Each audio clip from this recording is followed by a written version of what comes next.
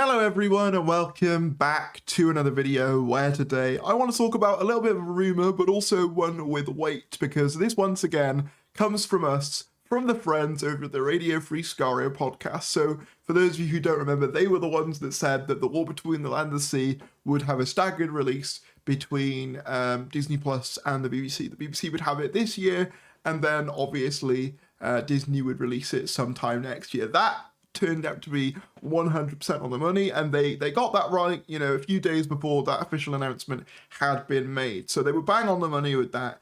And now they're saying that what they heard is, well, we're going to get right into it. Subscribe if you're new and subscribe to them. This is actually in their same podcast that I covered previously, but I must have just missed it. So I got to this from William first of all, and then we're going to listen to the Radio Free Scario section.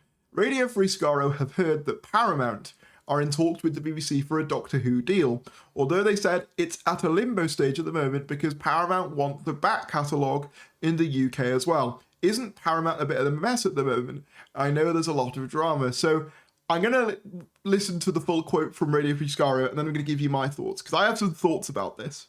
Yeah, I mean, it'll be, we've in the show notes, we've had like about, 10 different takes from Deadline, Variety, Nerdist. Our friend Kyle Anderson had a nice rundown of why the Disney deal broke down.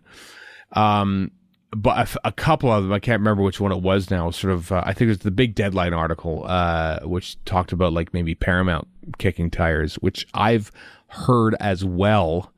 Before that article came out, like literally a day or so before that, the Paramount was perhaps kicking the tires. I think they might be after the sticking point for some of these things is that the BBC wants to maintain control of the library, understandably, on iPlayer, but any new part, the Paramount or whoever doesn't want to come in and say, hey, sure, we'd love to make new episodes, but we kind of want the back library for our own streaming service and in the UK as well. And that, which makes sense from their point of view. Yeah. So first of all, one of the main reasons why I'm a bit skeptical about a Paramount deal is that they recently got a new billionaire owner. And since that, they have been acquiring sort of companies like crazy. Obviously, back in 2024, they had the merger with Skydance, which is another big global giant for around 8 billion. And there's also been reports in the media of them considering a takeover of Warner Brothers Discovery, as they are also in hard times. And I guess my concern there is really that would Doctor Who get the focus that it would need when Paramount has already got all this stuff going on as it is? Also, additionally, I just don't think Paramount is as prestigious as some of the other options out there. Obviously, you can argue that, maybe we can't be as picky maybe these days, given that, Doctor Who is not in the best place itself. However, I worry that if you go with someone like Paramount or another big American company like this, that we will just basically end up in the same position we ended up with Disney Plus, where it's on there, but, they drop it a couple of years later and they don't really put the time into it. And especially with all the stuff going on over at Paramount right now, I worry that those circumstances could repeat again. The other thing with Paramount is they have been very quick to bend to American censorship when it comes to the new American administration. Obviously, I don't want to get too political, but of course, a concern I would have is Doctor Who is a British show, and not only is it a British show, it is a British show paid for in part by the British taxpayer.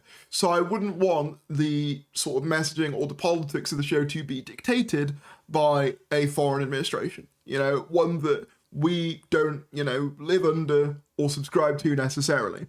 So that's an element of fear for me, is that, would they be kind of pressured to make it kind of align with the current American administration? Obviously, they do have South Park, which is very critical of the current administration, but I think that's kind of the exception to the rule, because South Park's so big that they can't really do anything to stop them. Would Doctor Who have that same luxury? I don't know.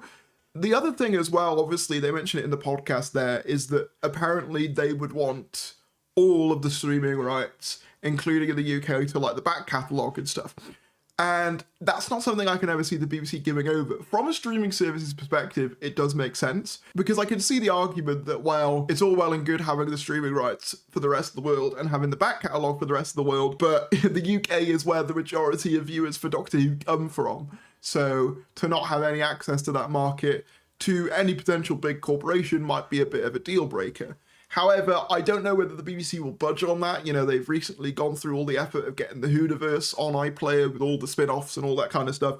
And I think that's one of the best initiatives that this last era did. I genuinely think that was one of the best things they did, was getting all the classic stuff on iPlayer, all the spin-offs on iPlayer year round. And the idea of, you know, undoing that for this Paramount deal, which again, we don't know whether it could work. We could end up in the same position again. That would concern me as well. I don't think the BBC would agree to that, but it does make sense from their perspective why they would want it, but I don't think the BBC would concede on that. I think the other thing I worry about is more just, you know, we've just done the big American co-production thing, and it hasn't really worked out, and my worry is that if we do one again, no matter who it's with, obviously in this case, the rumour is Paramount, but no matter who it's with, what's to say that we aren't just in the same position, you know, 2-3 years from now that we are currently in?